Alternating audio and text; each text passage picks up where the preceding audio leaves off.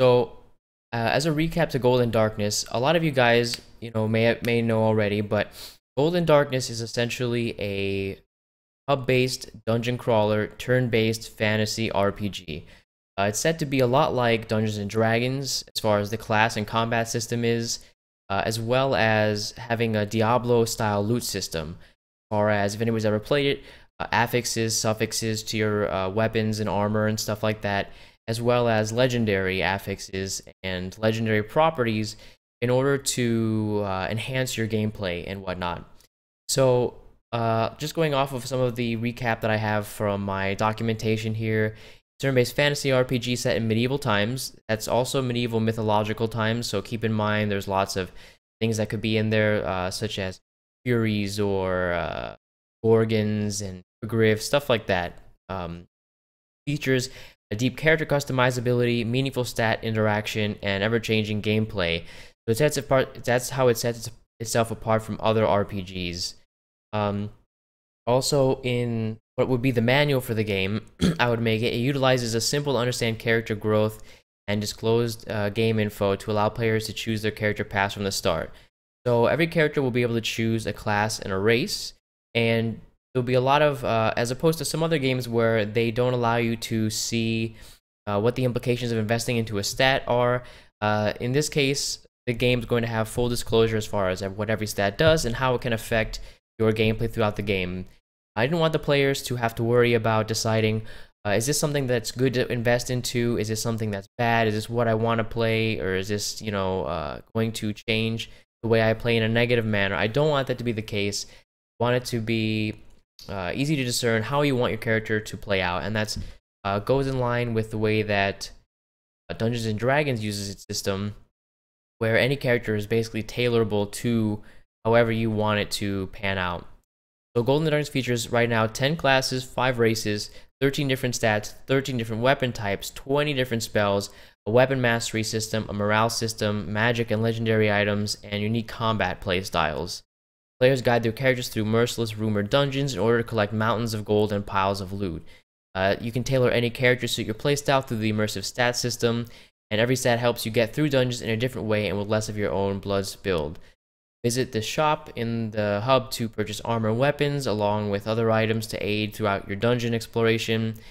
There's also gambling involved in the shop, which can get you any item of a level. It gets you an item of your level or higher. A great way to spend the money that you end up getting from the game, and also give you a chance to get really strong items to, take on harder dungeons. Taverns are going to be where you collect your rumors for the dungeons.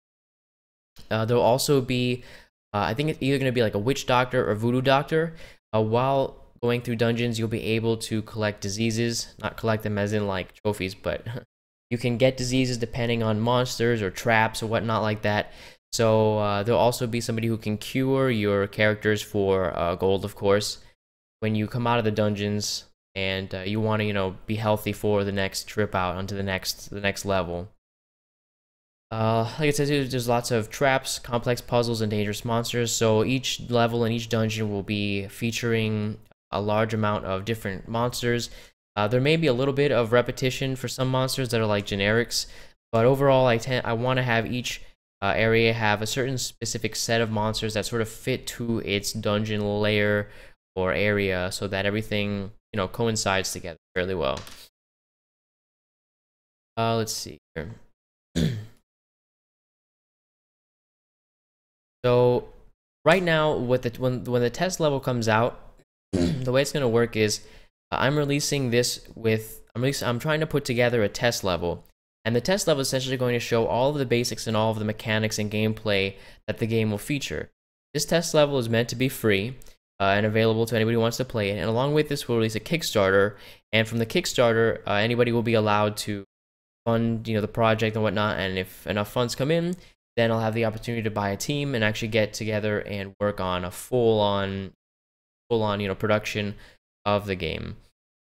So, in the future, I would hope that almost like the standard RPG system where you have players who are joined in the same team as yours, Like, so you will be one player controlling 4 different characters, whatnot.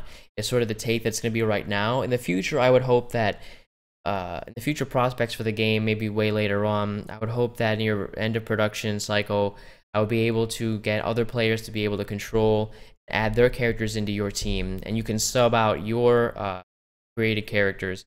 They'll be able to put theirs into your team, and you'll be able to team up and do the same dungeons with your friends and whatnot instead of only yourself. So that's a hope for the future right there. That's definitely something I wanted to do, is be able to allow the player to have fun with their friends and you know, have a multi RPG experience in line with that of like Dungeons and Dragons, when you're playing and you can have your friends join with you at any point in time. And you can always swap back out with your other characters once you're done playing with your friends. Also, strategizing and theory crafting for the best team possible for any dungeon you encounter is a great point. Since all the classes and all the characters you make will be fairly unique, I'm planning. I'm hoping that there's a large range of different customizability as far as what a team of characters you create would be good at, or what, you know, monsters you'd be good at fighting and what. That's an interesting take into account, I should say. So essentially, we talked about creating a character and the character rulings. So at the start, I think it's going to be, for the test level, it's going to be just one specific character. I would hope to add more in the future as far as character visual customizability. But also the class and the race system will have full availability. It's not going to be limited in any way at this point. But just the actual look at the character, I'm hoping to have customizable in the future, but I don't believe it will be for the test level anyway. So characters will be able to level to a max of 30.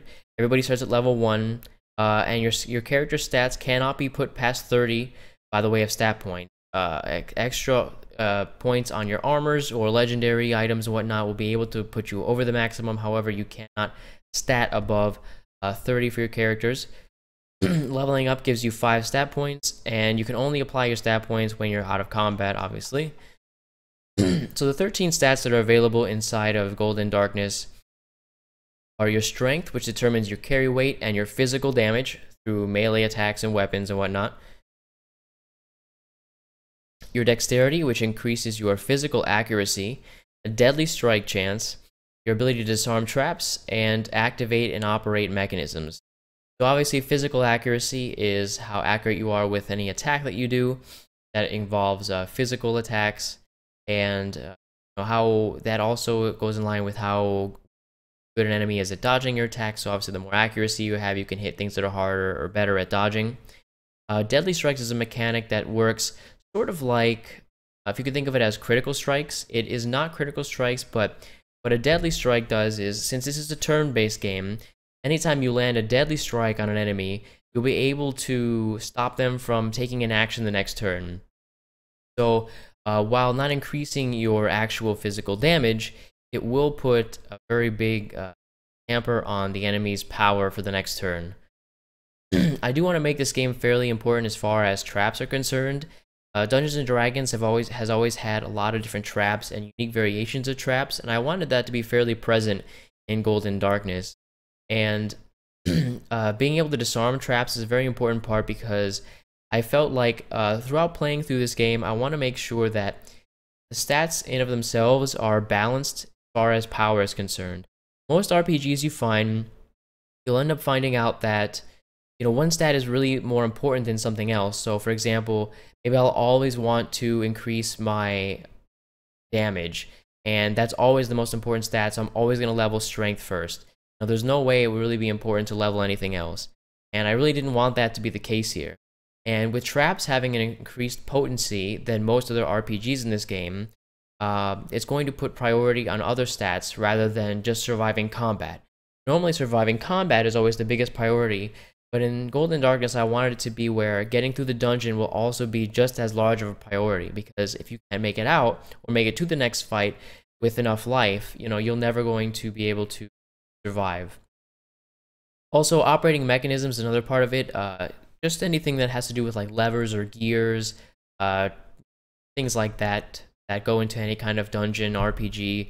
The higher your dexterity, the better you will be equipped to operate said mechanisms and maybe make shortcuts for yourself or find other ways around passageways and stuff like that.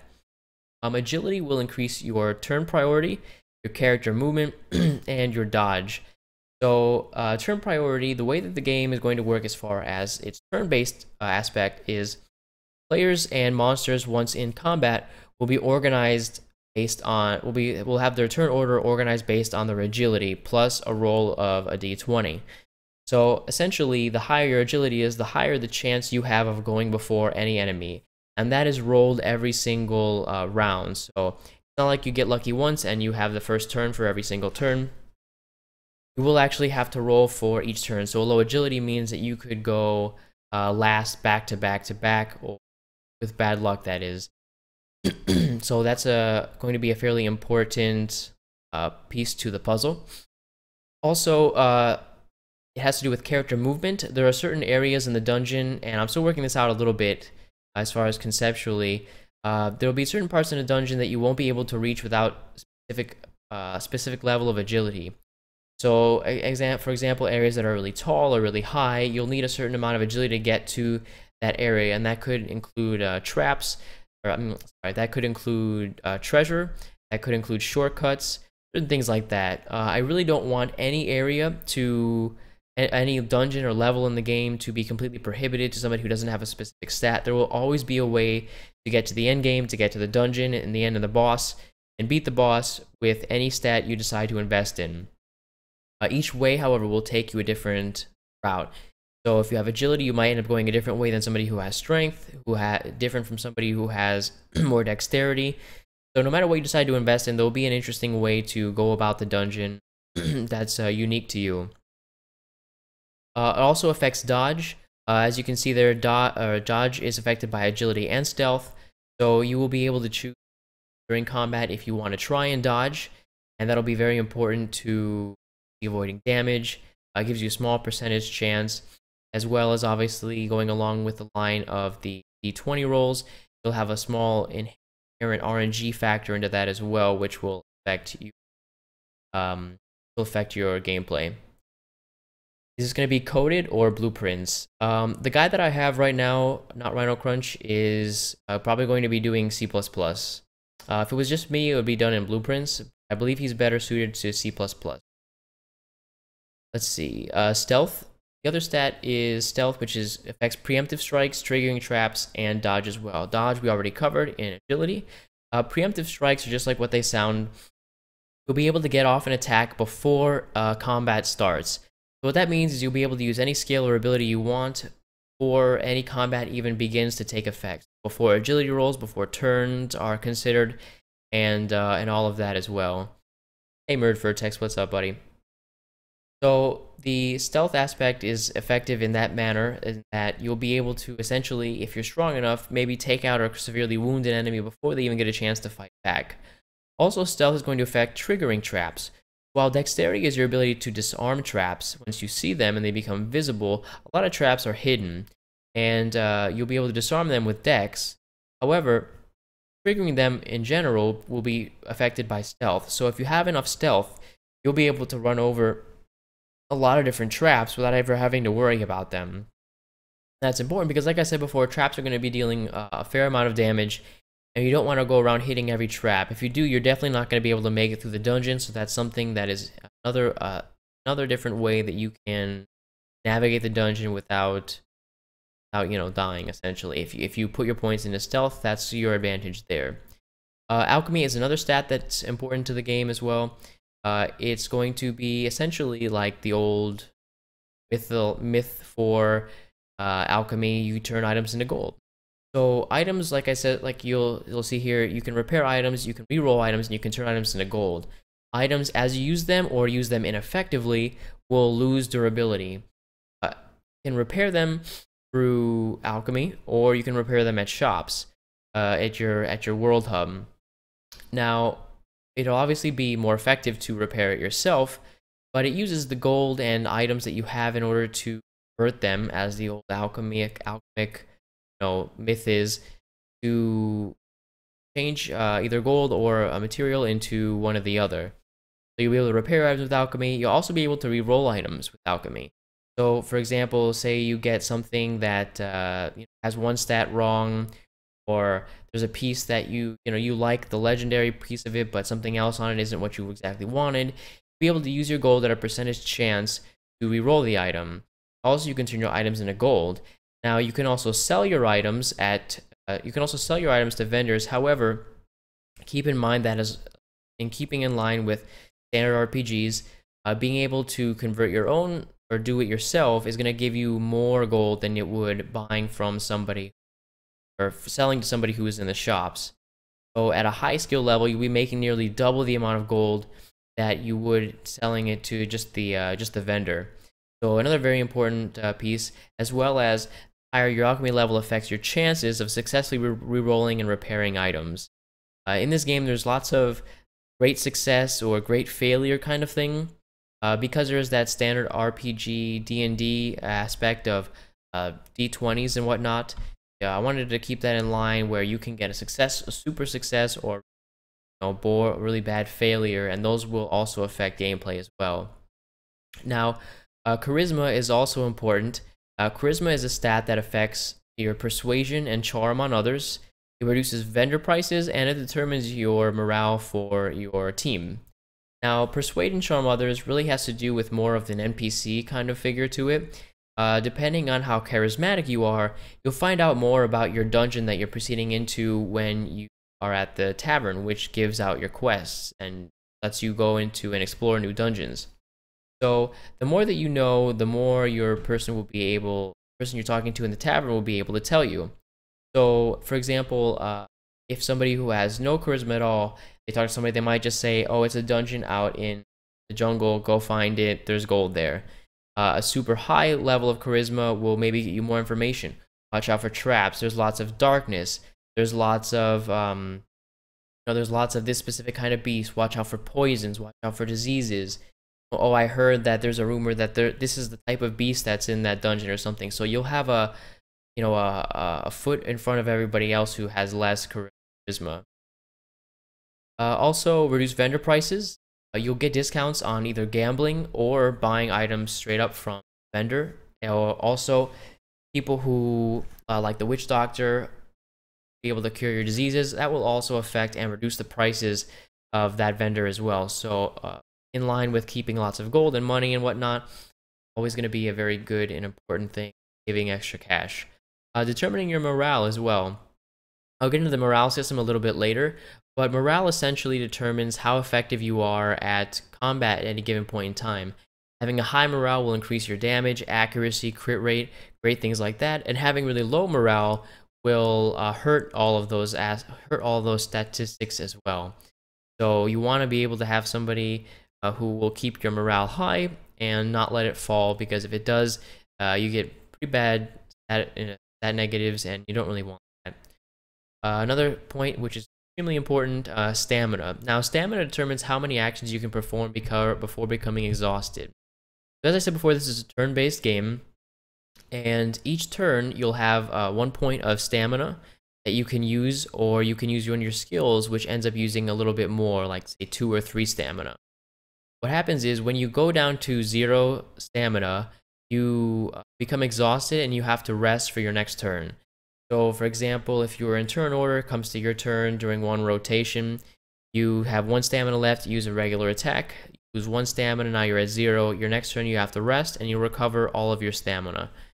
So an extremely important stat, because if you're not doing anything, you're dying essentially, and you don't want that. Also, intelligence. This affects your magical damage and your spell memory. So just like strength affects physical damage, if you're using spells, you want high intelligence, makes you deal more damage. Everybody knows that one already. Spell memory, now this means that as opposed to holding a whole lot of tomes in your inventory or something like that, which will carry weight, you want to be able to hold as much as you can. Spell memory is essentially the memory for your character, how many spells they can learn. So think of it like Pokemon, where Pokemon could learn 4 skills, and then once they wanted to learn another one, they had to erase one of the other ones. So the higher your intelligence, the more amount of spells you can memorize and use at any point in combat. Very low intelligence means you can only use a couple, maybe like 1, 2, or 3. and of course, if you're running a full mage, you want to be able to learn more. So there's also willpower. Willpower is your ability to survive at 0 hit points and your magical accuracy. Now, maybe you'll say, wait a minute. How aren't I dead at 0 hit points? Well, there's an interesting setup that I put into the game, or that I want to add to the game, and that's your ability to survive at 0 hit points. So when you hit 0 hit points, you're not necessarily down and out. Your character doesn't necessarily die altogether, but you have a chance for your willpower to bring you back to 1 hit point and, you know, survive the combat round. So depending on obviously how high it is, you have a higher chance of being able to survive another round, even if you are downed, you're not out. So it also affects your magical accuracy. Now, magical accuracy, obviously the same along the lines of dexterity, very important if you're trying to hit with your magic spells. You don't want to miss, you don't want any damage. Not good. Very simple concept there. Perception. Now, perception goes along with the standard lines of Dungeons and Dragons sort of perception, where it helps you find hidden items, rooms, traps, and also scout enemies. So at some point in time, you'll be able to see an enemy where they won't be able to see you, or vice versa. Maybe you want to be able to see what an enemy is capable of. With a high enough perception value, you'll be able to determine what kind of abilities an enemy uses. Maybe they have special traits or whatnot at a very high perception level. You can also tell what kind of armor they're using. So, is this guy too strong for me? You know, you're going through and there's some guy who's got bronze armor. But now you find this guy, you're not really sure. You scout him and he's got platinum armor. And you're like, well, this guy's too strong for me.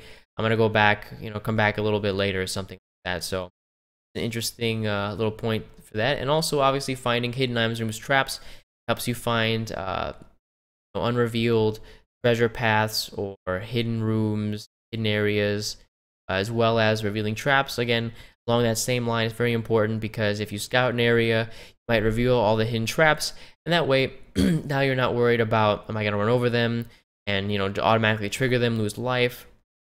That's obviously not something that you want to happen. Luck as well, sort of standard RPG luck stat where it affects your loot drops, your critical strikes, and your chest gold. So loot drops is an interesting thing because each enemy that you kill has a chance to drop a certain amount of items depending on their level and depending on your luck. The higher luck you have, the higher the chances you have of that enemy dropping multiple items, which, as any good action RPG player will tell you, is always a nice stat to have. More items means higher chances of better gear for yourself, and that's always a good thing. Now, critical strikes acts the same way as it does for most games. It multiplies your damage dealt, so at a percentage chance rate. So the higher your luck, the better the chance you have of dealing more damage. Of course, obviously a really good thing. It'll also affect your chest gold, which is an interesting feature because there will be treasure chests and there will be loot involved in the game, obviously. And unlike some other games where you have a set amount of gold, increasing your luck will also increase the amount of gold you get. So affecting it like a multiplier. So if you have a luck of 1, you're earning base gold, but the higher your luck goes, you'll get a higher multiplier for the amount of gold coming out of the chests, because you'll be rolling for essentially how much gold you get when you open it and when you acquire the gold. Now, medicine is another stat that's important to the game. It's your ability to treat wounds and damage and heal yourself, essentially. So you could make a mixed healer cleric class, or you could have something that tries to help others in combat or whatnot, sort of support class. That could be the lines that you go along. But obviously, healing yourself very important. Making sure that you're alive is always a good thing in an RPG. Also, vitality, self-explainable. It increases your hit points. If you don't have a hit point, you're dead. So very important for the game and for any character that you may have. Okay, so those are pretty much all the stats.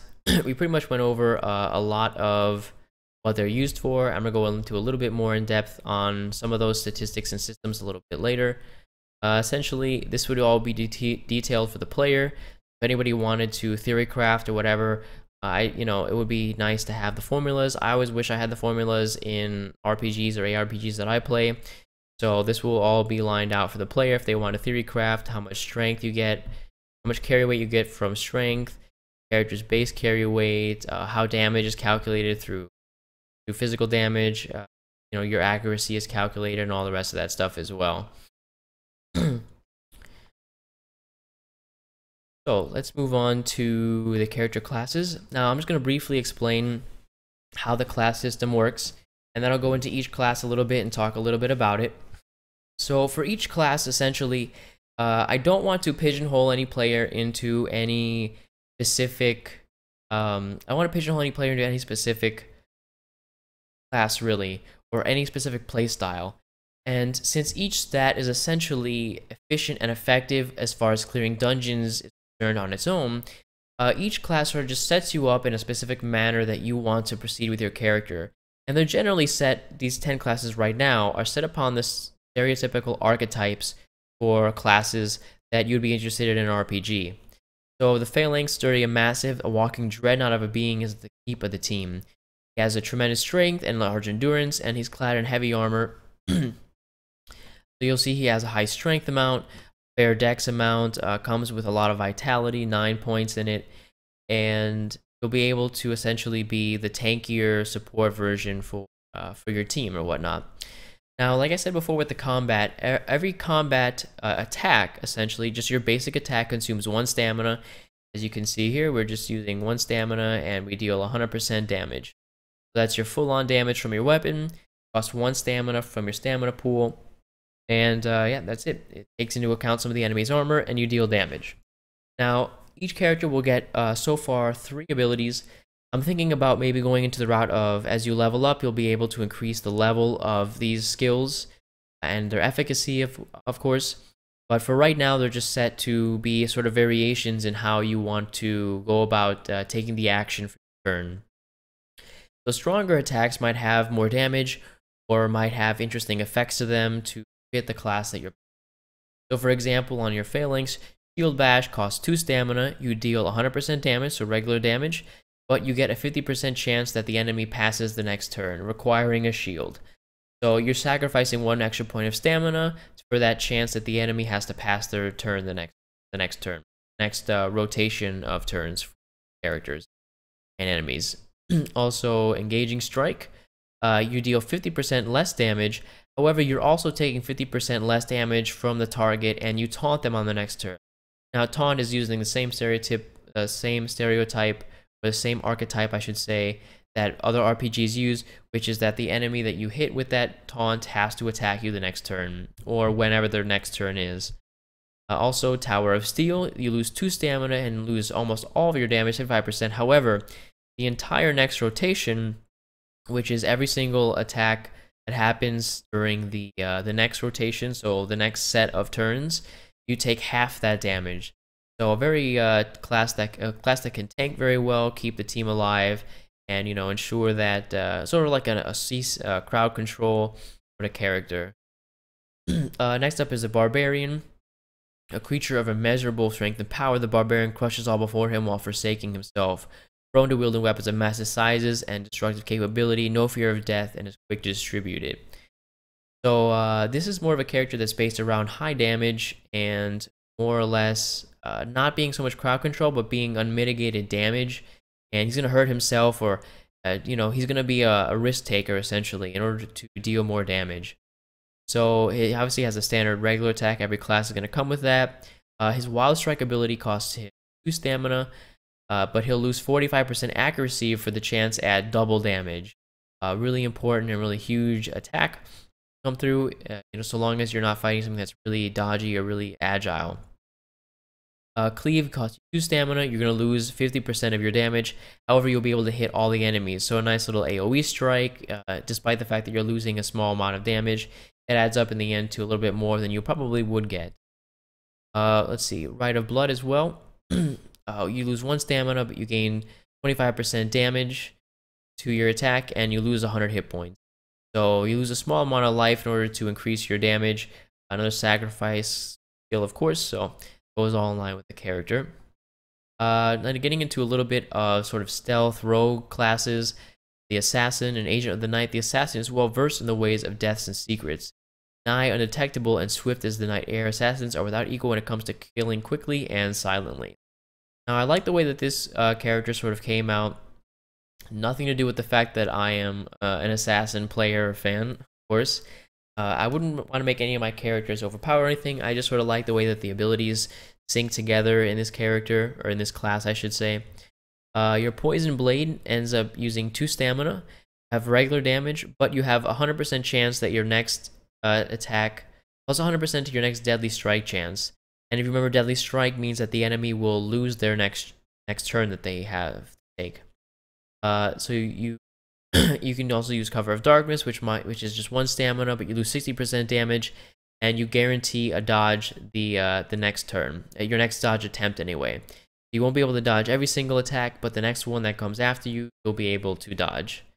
And your last one, Hidden Blade, minus 2 stamina and plus 100% damage. The enemy must have been hit with a Deadly Strike last rotation. So essentially, you're sacrificing stamina for double damage, but the enemy has to have had a Deadly Strike hit them on their last turn.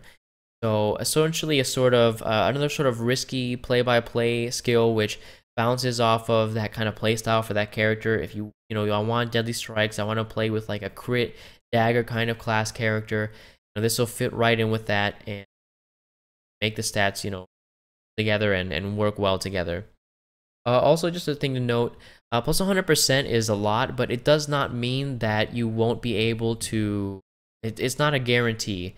Certain enemies might have and towards the end game as well, certain enemies might have a lot more accuracy than others, and the game isn't going to calculate things multiplicatively. The vast majority will be calculated additively. So if you have, say, a base dodge chance of 20% and you have the bonus of 100%, you now have a 120% chance to dodge.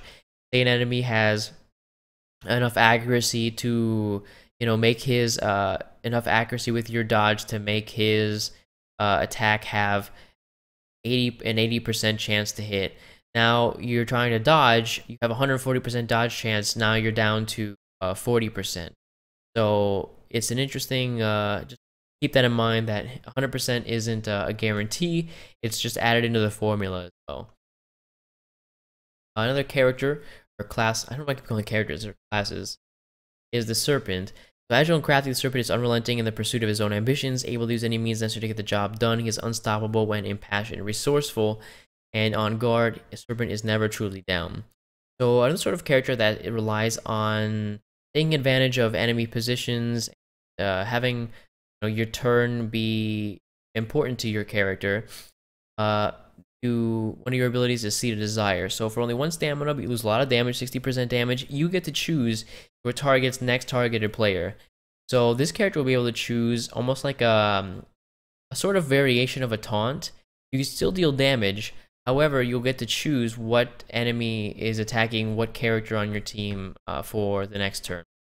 So an important sort of CC damage mitigation attack. Hooked Blade is minus 2 stamina and a full 100% damage, but minus 50% chance to the enemy block and dodge. So important for enemies who are very good at dodging or blocking defensive enemies.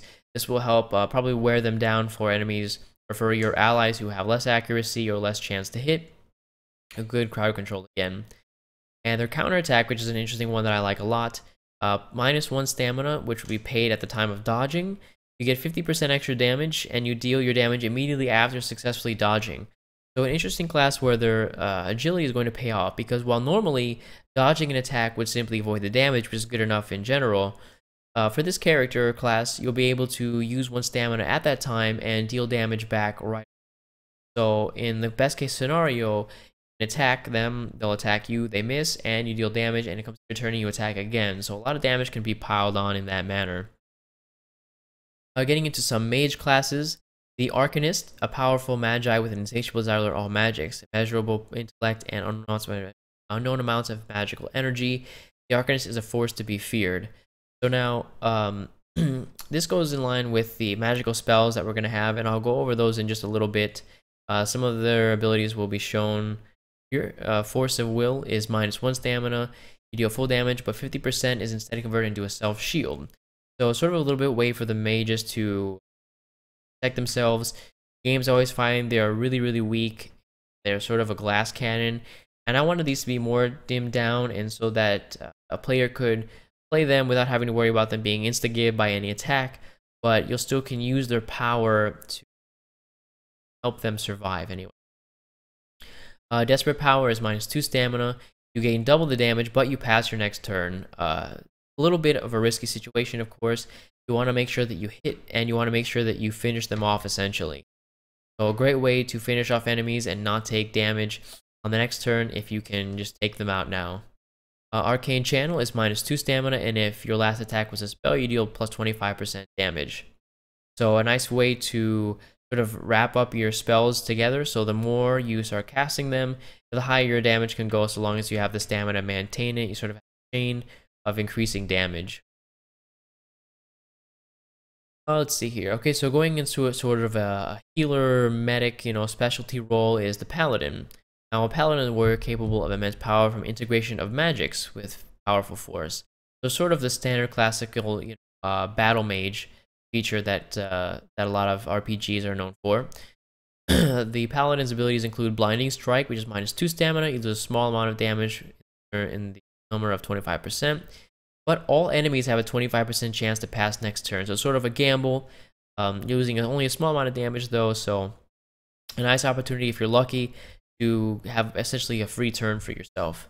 A weakness of 1, you have -1 stamina, and you gain plus 25% spell damage if your last attack was with a weapon. So I've always found that battle mages have been sort of lacking in games, and they're sort of underpowered. So I really wanted to try and mold a class specifically for battle mage. And I think this ability will help tie that in together. Helps really give you the opportunity to link attacks and magical abilities together, and you'll get rewarded for doing that as well. Illumination is -2 stamina, and you'll heal an ally for negative 50% damage. So essentially, it just means half of whatever damage you would deal to an enemy, you're going to be healing your ally for in this case. And you also grant your ally some additional accuracy for their next attack. So again, a sort of magic and sword user, but also a bit of a support class, and interesting play through that. Now there's a classic ranger, and you're going a little bit along with the rogue line. Your ranger is a nomadic warrior that never misses his shot and always finds his mark. Without equal in hunting, ranger is deadly from a distance and infallible in stalking prey. So again, this is going to be sort of another class that fits a little bit along the lines of the mage as far as damage is concerned. Serrated Arrow is 2 stamina, and you get bonus 50% damage, and you ignore the target's armor value. This will be very important because armor does tend to mitigate a lot of damage. So for enemies who have a lot of plate mail or something like that, or shields, grant a lot of armor, this is a very important ability and a very important character to have in your party. Double Shot is -2 stamina, and you deal -25% damage, but you get to hit 2 different targets. So 2 enemies who are low on health, you'll be able to hit at once and maybe finish them both off. A good little opportunity to take there if you can. Dire Trap is -1 stamina, and you deal 50% damage immediately on your target's next turn or rotation. So essentially, you have to, you'll put your trap on somebody, and at the sacrifice of dealing the damage immediately, you'll be able to deal bonus damage when it gets to their turn. Let's see here. Okay, so the Recluse is another sort of roguish kind of class. Solitary and defenseless, the Recluse devotes his time to honing his deadly art. A master of his own body, he has trained himself to endure any difficulty. Let's see, his Focus Strike. So this is essentially sort of a rogue monk class, as a lot of people are used to in RPGs. Your Focus Strike is -1 stamina. You deal a little bit less damage, but you have a 30% extra chance to crit. So you're sacrificing a little bit of damage and investing in RNG in order to take that chance at dealing more damage. Again, the RNG theme repeating here for the classic kind of Dungeons and Dragons gameplay, where you're trying to roll for, bigger and better things, essentially. See, Iron Will, you have -2 stamina, and you get a bonus of 25% damage. However, you get -50% damage from the attack target's next attack. So you're spending a little bit more stamina, and you're getting a little bit more damage out of it, but the big point is that if the enemy attacks you next turn, you will take less damage from it. And then your Retort of Power is -2 stamina, 100% damage, and you get plus 50% of the damage taken from the last attack. So the balance of power in the Recluse is that you kind of want to determine, do I want to take full damage from this and then push it back to the enemy, or do I want to reduce my damage taken from this enemy? You'll be able to play off of either one of those, important important choices in order to affect your gameplay and combat throughout the game. Now into a little bit more support classes and sort of party builders is the Bard. Persuasive and charismatic, the tongue is his art. You've already been convinced of his plan and he already knows what you're going to say. Brilliant and cunning, it is unwise to defy a Bard. So Bard's first ability is Persuade, which is -2 stamina, and a minor enemy, so just not a boss essentially, attacks a target of your choice. And this is not an enemy turn action. So this means that any enemy you can pick will attack any target of your choice, including their own enemy, including another enemy. So you'll be able to essentially guide the flow of battle with this character. Pacifying Strike is -1 stamina and 50% less damage, and the attack target deals -50% damage on the next attack. So essentially a little bit of a nerf to the enemy damage in of itself, and so essentially controlling the flow of battle once again by how much damage is being dealt by enemies. The last ability, Song of Confusion, is -2 stamina and you deal no damage. However, each enemy attacks random targets for a whole rotation. Again, another highly RNG skill, which allows for taking that chance at a risk or reward, and if you get good luck, all the enemies can attack each other, and without it, obviously, nothing really happens. But that again is the risk you'd be taking at that point. See here. Also, the Captain. This is another character that's sort of built for your morale builder, and as I said before, morale is a bit important to how your combat plays out and how your characters fare in battle. So the Captain is unwavering in his words and loyal to a fault. The will is never broken and his morale undeniable. An inspiration to others, he guides the weak and lifts the fallen. So his inspiring cry costs him no stamina, and it gives you 20% block, dodge, accuracy, and 100% health to one target for one action. So since a character who can run on his own, he will be able to buff any character in your party at any point in time. During his turn off, obviously, but without the cost of any stamina, just in case it's need be and you don't have any to spare. So Crushing Spirit is -2 stamina. You have 75% less damage, but it hits all the enemies and gives a 20% chance to all allies for their block or dodge on their next block or dodge, essentially. So again, another one that deals a small amount of damage, hits all enemies. However, you get the chance to, you're buffing your teammates, essentially increasing the defense of your team. Smiting as well is -1 stamina, and you gain plus a morale bonus damage percentage. So when you cast this, you'll be able to increase the bonuses that you get from your morale boost. Be another important part, and again, I'll go over that in. Now, your races that you get to pick from are essentially almost aesthetic in purpose, but they do provide a small bonus for each combat and also to your statistics. Each race will give you 3 bonus points, which go into a specific area depending on the race, and they also give you, like I said, 1 ability per action encounter, battle encounter. So the humans are a passionate creature, able to raise morale naturally with inspiring speech. So once per battle, humans may roll for morale without using an action. So generally, when you're in combat, every single thing will take an action. However, the race traits you can use at any point during combat that you want in order to try and turn the tides in your favor. So again, morale increasing your damage and crit rate and all that, an important piece to have. Elves have Call of Gaia, which is once per battle they may roll medicine without using an action. So in case you need a quick heal, always important and always useful for any character. The Dwarf is Tireless, so once per battle, dwarves may restore 2 stamina without using an action. Again, like I said, once you hit 0 stamina, you'll have to rest your character to restore it all. So if you're about to kill an enemy, or they're about to kill you, and you're running low on stamina, it might always be important to restore a small amount without using an action in order to keep yourself out from being exhausted. Orcs have Battle Trance, so once per battle, orcs may increase their next attack's damage by 50%. Free, essentially, again, sort of going along the line of the barbarians and whatnot. I think that they'll fit well in there with strength and dex with their bonuses. Another sort of damage dealing class, and fitting in line with the archetype of that race. Halflings as well, so they have the out of sight trait, and once per battle, halflings may instantly leave battle. Now, generally, when you're in combat, you will not be able to leave battle. You have to fight. You can't really escape enemies. However, halflings will be able to leave whenever they want to, essentially. While normally you have to roll for it, ensure the enemy is weak enough. In case you're in a bad situation, halflings have the option to leave whenever they want.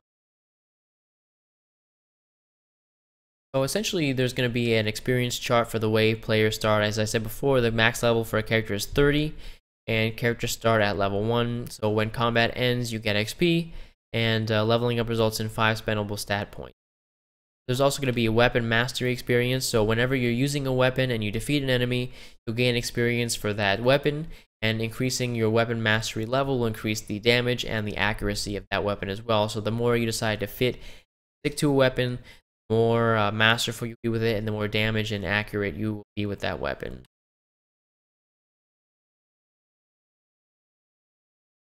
Okay, so your armor doesn't have any prerequisite stats regardless of tier, and this really brought it in with it's really brought it in line with, I don't want you to be restricted really based on stats. Now, while weapons will have a specific amount of stats you require to wield them, your armor will not. So I don't want to overcomplicate the game with different types of armor and different that you would have to find. I just want it to be, if you find a good piece of armor, wear it and be happy that you found that armor and whatnot. And I just didn't want it to have to be a real you're looking for that really cool legendary or that real cool magical piece that's going to be beneficial to your character. I don't want you to have to worry about finding it in leather or chain or plate or whatever along. That wasn't something that I was intending. Armor doesn't have a prerequisite stat regardless of the tier, and your equipped armor does not affect your carry weight. So any items that you're carrying that are not on your character are going to affect your carry weight, which is affected by strength. So make sure you have enough to carry all of your loot home. If you don't, you're going to a little bit SOL. But any armor on you does not affect your carry weight. Jewelry is a special type of item that will be equipable by the character, but they only drop from bosses. Jewelry are pieces of armor that do not occupy carry weight again, and your jewelry is guaranteed to roll magic or legendary. Jewelry does not provide damage reduction, and it has no durability and cannot be broken. However, they're going to be fairly important. Obviously, they can roll magic and legendary and are guaranteed to do one or the other, and they're sort of like a bonus piece to your actual armor set. Think of them as like, nice little bonuses. Let's see. So magic and legendary armors may roll magical suffixes or legendary, and jewelry obviously is guaranteed to roll magical legendary. And so let's see, damage reduction. So the way the armor is going to work is each piece of armor essentially mitigates a certain percentage of the damage you're taking.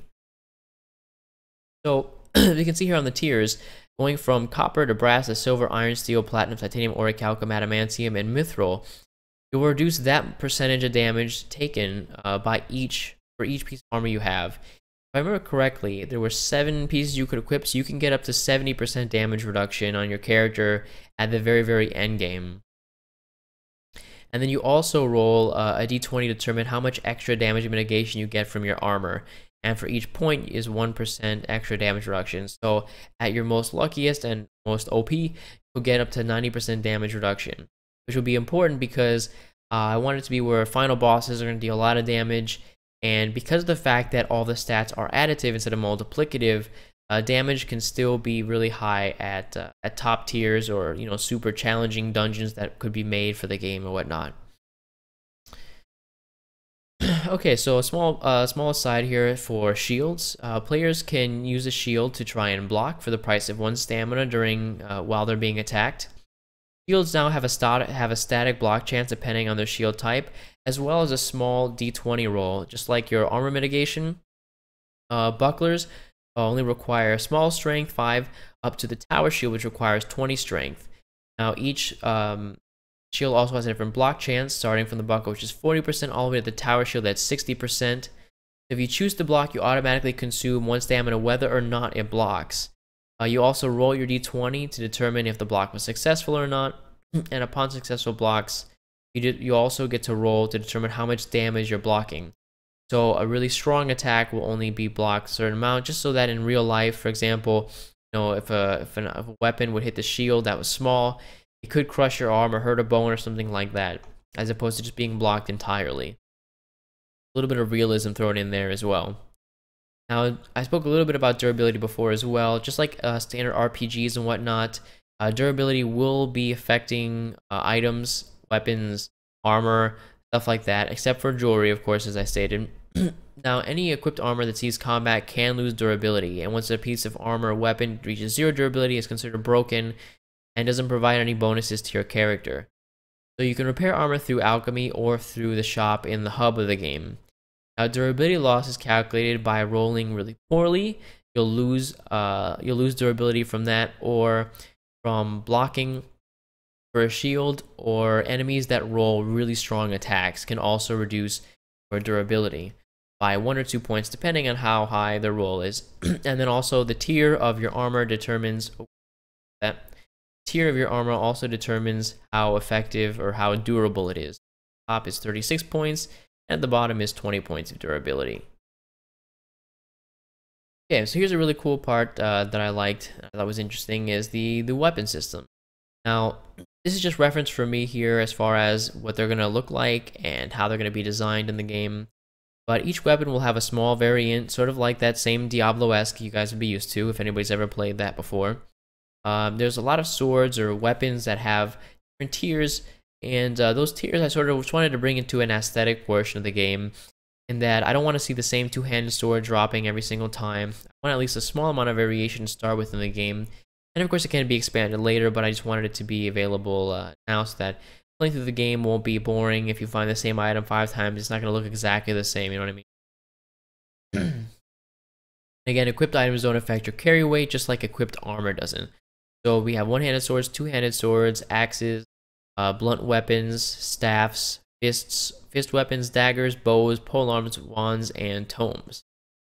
So getting into some of the spells, I'll get into, there's certain bonuses for the for what weapon type you're carrying. So you can pick a certain weapon that will also fit your playstyle as well, giving you even further customizability. But the way that spells will work, I think if I scroll down here a little bit before starting that, I hope explaining them a little bit. You have all your weapon tiers, and you have your metal weapons, and you have your wooden weapons, ranging from worst to best, from copper to mithril, cedar to birch. And the way that spells are going to work is essentially the tome of your spell will affect its efficacy in its ability. So each spell will deal a certain amount of damage, and will have a bonus chance to do something spell-like, let's say. And the higher the tier of your tome, ranging from apprentice to omnipotent, will increase the chance of that happening. So at your tier 1, 30% ability success chance, all up to 75% ability success chance. So with that in mind, I can go ahead and cover some of the spells in the game right now that will be implemented into the game. Firestorm, so you conjure large molten pillars of flame to melt foes.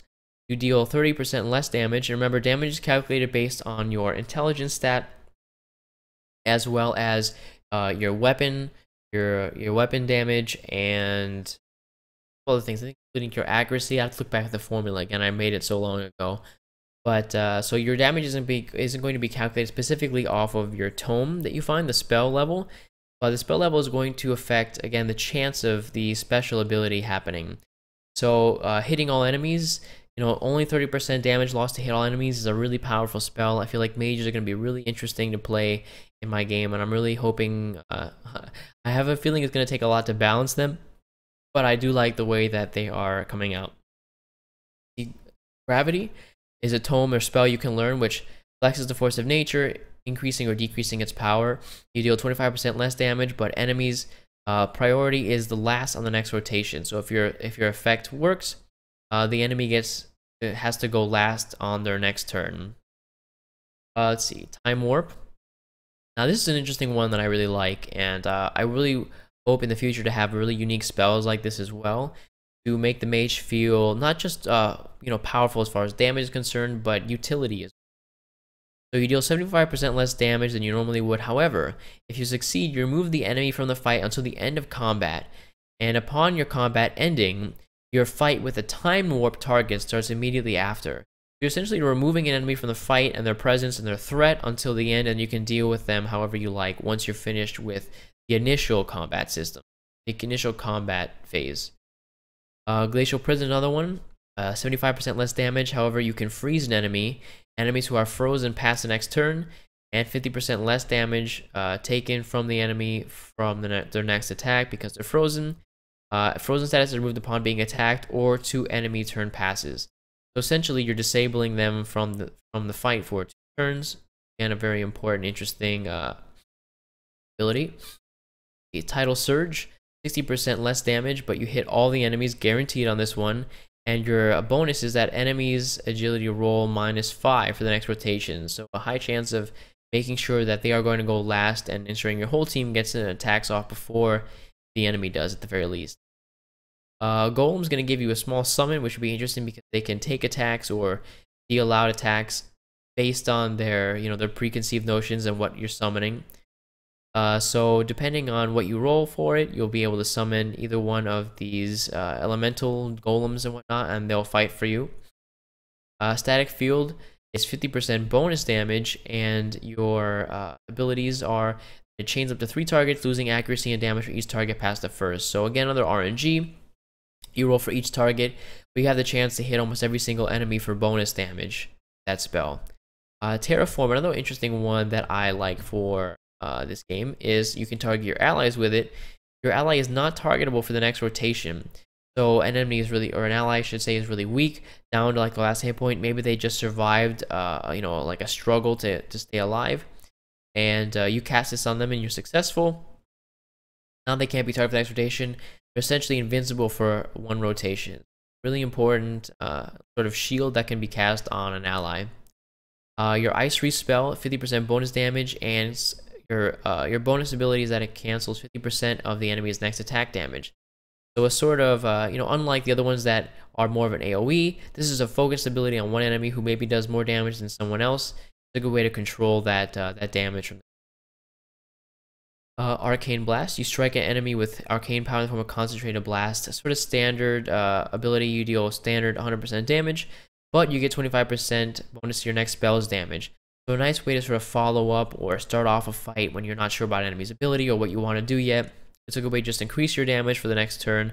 There's no way you can really go wrong with that. It's a nice way to go about that path. Immolation spell gives you 50% less damage, but you deal 50% damage bonus on the target's next turn. So a good way to determine if I want to hit with this spell and then hit with a really powerful one, you can sort of increase that damage scaling. And say you wanted to activate your skill that gave you double damage for a stronger one, you can really stack these abilities on top of each other in order to gain nice customizable power level at any point in time during your turns. Let's see, Nightmare as well. 25% less damage. Enemies attack a completely random target next turn. So a small amount of damage sacrificed for the chance to have an enemy, maybe attack an enemy and not have to worry about that attack. Fissure spell is 50% less damage, but up to 3 targets past their turn. And the attack target has 100% chance, second 50, and third 25%. But another RNG aspect where you can try and stop the enemies from attacking and use your spells as a crowd control. Stranglethorns deals 100% damage, but the enemy's next block and dodge chance are 0%. So just like the one class has a way of mitigating enemy dodge and block, you can also do that as a spellcaster, and that's a nice way to sort of crowd control enemies and help your allies that don't have the accuracy to hit enemies hit enemies. Divine Blessing is another spell that could go well with support classes, or if you want to heal yourself at all. Target your ally for 100% of damage converted into 8 hit points, and your bonus is that you heal ally for an additional 25% of your damage. So there's sort of an overheal there in that. An Arcane Shield targets allies 100% damage converted into a shield for an ally, and minus 25% damage taken by the ally from the next attack. So if it succeeds, not only do they get a shield, but they also take less damage on the next turn, which is, of course, they go well together like that. Phase is an interesting spell. I really liked as well. You deal no damage, however, a success means that you get plus 25% damage and the next attack against you misses. but failure means that you deal 0% damage and you are the target of your next enemy attack. So another sort of play on RNG. If you're successful, you'll get a bonus damage and you take no damage. Failing obviously means that you're going to get hit. So along with how the special theory behind phase itself works and lore behind the phase spells in all the games that I've played, it gives you that feel of danger, and it's not exactly a teleport, but it is still an interesting movement spell. Acid Frogs gives you 25% bonus damage, and each piece of the enemy armor rolls at a 40% chance to break. So a great way for the mage to be able to break down enemy armor, or an enemy that's really tanky or whatnot. This will be a good way to get through that and power through it essentially. Bone Spear gathers you 50% damage bonus, and you hit all enemies for minus 75% damage. And this comes off of the 50%, so essentially, if your bonus procs, you'll be only doing 25% less damage to all the enemies. Let's see, and the last one that's I have set up now is Nova. You deal 25% less damage. Enemies that attacked you last rotation take 25% bonus damage. So a good way to and sort of going along with the theme of a Nova attack to intense concentration, the user becomes a conduit for intense electrical energies that radiate outward. So enemies that attack you end up taking more damage, sort of that they're combined with your life force, I would think to call it. Just some standard weapon requirements there, which will obviously all be posted once the game comes out. Certain prerequisites obviously programmed into the game as well. It shows on tooltips and whatnot. I'm trying to get that in there. So I said there before, weapon mastery. Everybody starts with a level of 0 for all weapons. Maximum mastery you can have for a weapon is 10, and each level gives you 2% bonus accuracy and 10% weapon damage. So very important if you enjoy a weapon, you stick with it, you get rewarded for sticking with that weapon. Dual wielding is also an option in the game. You can dual wield any one-handed weapons, and if you choose to dual wield, you can choose to consume an extra stamina point and deal damage equivalent to the average of their weapons damage plus 50%. So you're choosing, if you choose to attack with both at the same time, then you sort of take that obviously risk and reward that goes with the game right now. That you're using an extra stamina point, which could be used for an extra 100% damage, but you want it to do all at once for 150% instead. And if you're dual wielding, using the character's normal attack, you have to choose which weapon you want to attack with. But it could be nice because as we go into the weapon tier bonuses, depending on what weapon you're using, gives you a small bonus to whatever attack you're doing. And I thought this was another nice way to increase the depth and variety of your character and how you can play the game essentially. So each weapon that you'll have will give you a small different bonus. The one-handed sword, for example, 1 dex equals a 1% chance to parry an attack. So parrying an attack occurs automatically before the player has a chance to decide to block or dodge, and parrying does not require stamina and negates all damage. So a very important stat for one-handed sword would obviously be your accuracy for your dex, because it also gives you a chance to completely avoid attacking without having to, or avoid taking damage without having to use points of stamina on blocking or dodging. Two-handed swords sort of fit in line with that big hulking damage aspect in that strength stat added to the weapon damage. So not only are you going to have strength to calculate into your damage, but your actual number of strength points will go into that bonus formula and increase the amount of damage that you deal. One-handed axes, strength adds to your deadly strike chance instead of dex. So where normally deadly strikes are sort of an ability that goes along with daggers and sharp weapons and stealth and rogues and whatnot, you're wielding a one-handed axe, if you'd like, ends up converting your strength chance to deal deadly strike instead of dex. So a nice little variation there in case you. Two-handed axes will have the ability where 1 strength equals a plus 1% chance to crit strike. So going in line with a gigantic axe, of course, it will deal a ton of damage, and probably have a good chance of hitting an artery or just, maiming a player, or maiming an enemy, I should say. It gave you a bonus crit strike chance based on strength instead of only luck. Blunt weapons 1 strength gets converted to 1% chance to break a random piece of the defender's armor on successful attacks. So a great way to sort of deal with armored enemies as well. Get a small chance to essentially destroy their armor, having to worry about, penetrate through it or something like that. Two-handed blunt weapons, your shields do not block damage. So a really, really important weapon to have if you're interested in getting through armored enemies or enemies who tend to block a lot. They cannot be blocked. So a very flat, understandable advantage to that weapon. Daggers give you a plus 1% chance to deadly strike per dex. So if you're using a dagger, you're essentially getting double the percentage chance you would as opposed to another weapon for deadly strike chance. And again, deadly strike chance is the ability to, when it procs, the enemy that you have a deadly strike hit on will not be able to take their next turn. And very important there. Bows always receive turn priority before those without bows. So just on sort of the line with I want to be able to throw people in combat and you'll get into sort of a turn-based style. However, I want to ensure that bows still retain an important quality in that anybody who is ranged would be able to fight before an enemy who is melee. So any bow user will always be able to take their turn before somebody who doesn't have a bow. And it makes it very important because each turn you re-roll your all your characters and enemies' turns, and the order gets redone. So bows will always have that advantage. Pole arms.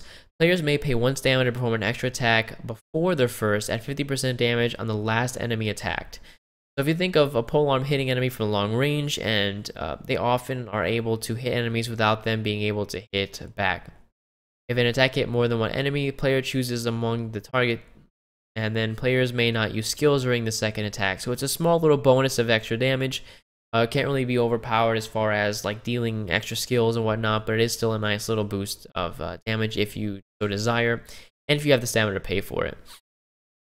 Wands give another small, flat, understandable bonus where they increase spell damage, ability success chance by 10%. And that's the little bonuses that we read through with the spells before, so an increased chance of all that good stuff happening. Now, fist weapons drop in pairs, so with the dual wielding aspect in mind, getting 1 fist weapon set will allow you to use dual wielding instantly. Attacks damage roll reduce enemies' next agility roll by an equal amount. So your damage roll, as when you make an attack, will be obviously rolled through the d20, grant your bonus, and that reduces the enemy's agility by the next amount. So your attacks are, in essence, hurting the enemy enough that they're slowing them down, taking the wind out of them kind of thing, and going along with that monk sort of feel for those weapon types and normally what they're used for. And if attack hits more than one enemy, you can choose among those enemies to target. So an enemy, that's really dealing or wreaking havoc on your team, you can focus them down in that way. Staffs. So when attacking and casting a spell, your damage is calculated based on the higher of your weapon tier or spell tier. This sort of goes along with lines of like a battle mage kind of feel, in that you'll be able to be able to choose whatever you have a higher tier of, which is your weapon, so you can deal damage that way. If your weapon's better, or if your spell is better, then you'll be able to do it off that spell tier then. Also, durability goes the same way for weapons. Rolling for your mitigation, whatnot, and low rolls, and taking off durability. Let's see. Over legendary, your magical ability, your magic weapons and armors can roll prefixes and suffixes, which grant bonuses to any kind of stat you may have. Again, stat bonuses through items will be able to increase you past the cap, and prefixes and suffixes roll separately at 25% chance, and legendaries roll at a 10% chance. And unique legendary abilities do not stack, so there'll be legendary stats that give you bonuses to just stats alone, like a higher amount than you would be able to see on a magical item.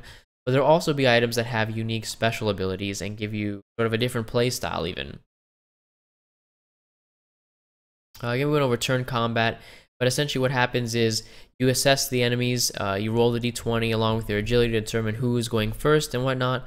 If there's a tie between any players or enemies, they re-roll again to determine who amongst those that tied will take priority. So earlier I talked about the morale system. Now, the morale system affects party damage, accuracy, dodge, block, and willpower, so a lot of different things as well. And only party members with points in a charisma may attempt to affect morale, and only one player on a team may roll to increase morale outside of a battle. So essentially you have one leader of the team. Obviously that would really affect morale in real life, so that's the same kind of key concept I wanted to keep. And morale can be changed during battle, however it will take up a turn. That's an important thing to keep in mind. But oftentimes I feel it would probably be worth it because the bonuses you get are very important and you don't want to lose morale. Whenever you start a dungeon, morale always starts at content, and morale may only be moved up or down one tier at a time. Low rolls can reduce morale, while high rolls increase morale. So still, again, going along the lines of that RNG and rolling for damage kind of theme. Okay, so depending on what state you're in here, as you can see on the graph that I've got there for you. There you go. Your morale always starts at content, and if you decide to roll for morale, your roll depends on which way you will go. So if you want to roll for better, trying to increase your morale will require a 13 to 20. When you're at victorious, increasing it requires a 15 through 20 to get to triumphant. Now, you'll never be able to roll downward. You'll only be able to roll upward. So don't worry about going negative. Essentially, the way that you lose morale is essentially doing really poorly in battle, or if an enemy does a really harsh hit on you or something.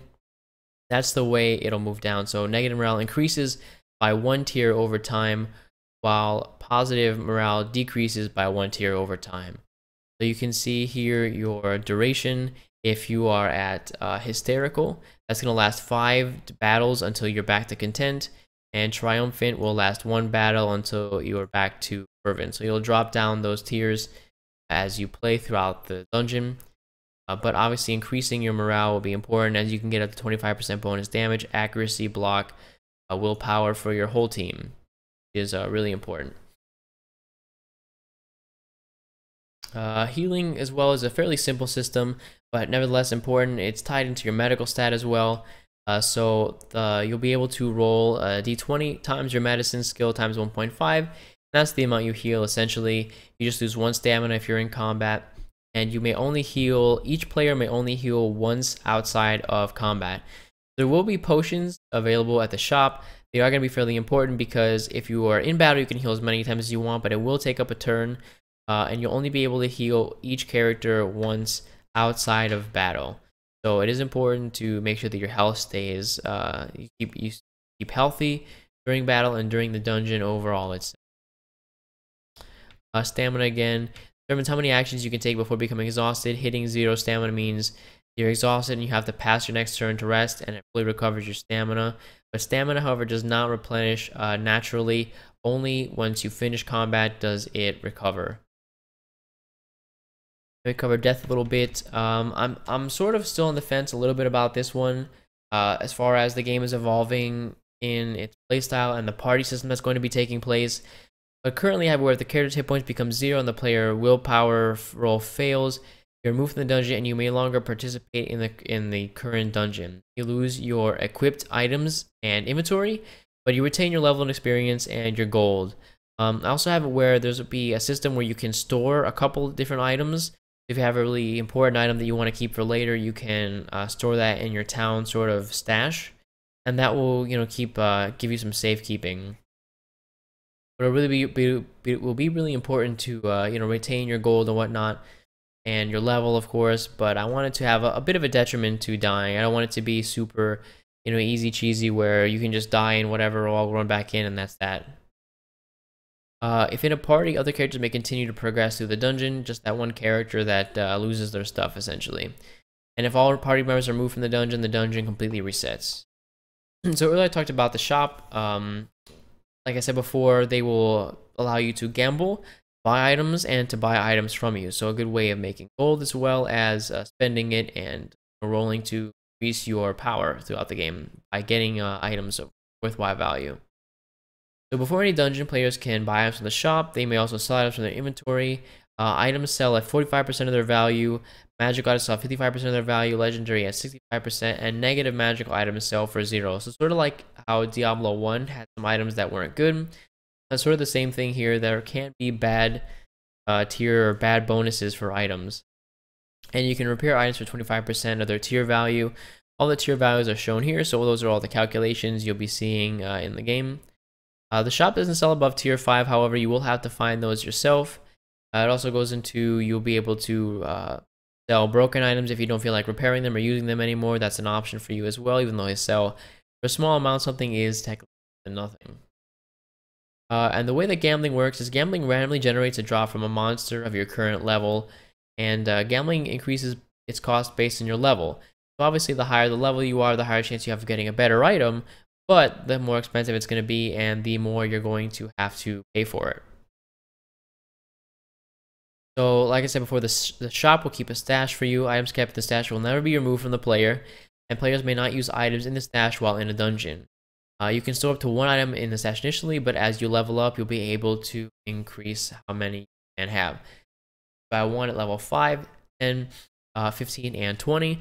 So in case you die and lose your items and weapons and whatnot, it'll be a good point to keep those new ones there, or maybe a backup in there for when you can jump back into dungeon in case something bad happens and you're dying. As I said before, the tavern is where you'll be able to find quests. Rumors about dungeons will appear here, and they describe dungeons and what to expect from them. A party may choose to explore any rumored dungeon in the tavern, and dungeons are ranked based on difficulties. So the higher the rank, the higher difficulty. And there'll be a system in place in the tavern for this, sort of maybe like a star value or something like that, or just through the NPCs talk with you, you'll understand how difficult it may be. A party can only explore rumored dungeons ranging from a rank below their highest level member to a rank above their highest level member. So essentially, you'll have a range of quests you can take up, and the higher your level, you will no longer be available to go into those low level dungeons. And the higher you are, you'll be able to sort of move on up the dungeon difficulty as you play through the game, essentially. Let's see here. So when you're going in dungeons, players may leave a dungeon anytime they are out of combat. In order to leave a dungeon, players must navigate their way to the entrance of the dungeon and complete an exit fight to determine whether they successfully leave the dungeon. Exit fights do not roll for loot and do not give XP. Players can also use a scroll of town portal to instantly leave the dungeon from their position. So whenever you leave a dungeon, you'll get scrolls of town portals, depending on the dungeon. Sort of like a par for the course. Think like golf almost at this point. A little bit cheesy, but it's an easy analogy. If you ever leave the dungeon, it resets every single thing in it. So you have to be careful about how you take a dungeon, how you approach a dungeon.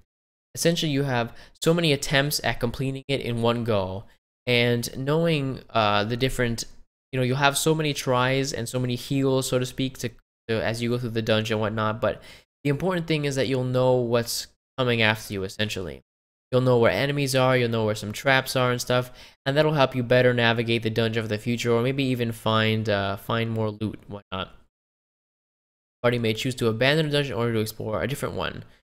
Abandoning a dungeon removes any scrolls of town portal specific to that dungeon from the party's inventory. So again, those are specific for like a par for the course, and if you choose to abandon it, then you'll lose those those attempts to come back until you decide to re-embark on that journey, or re-embark on that dungeon.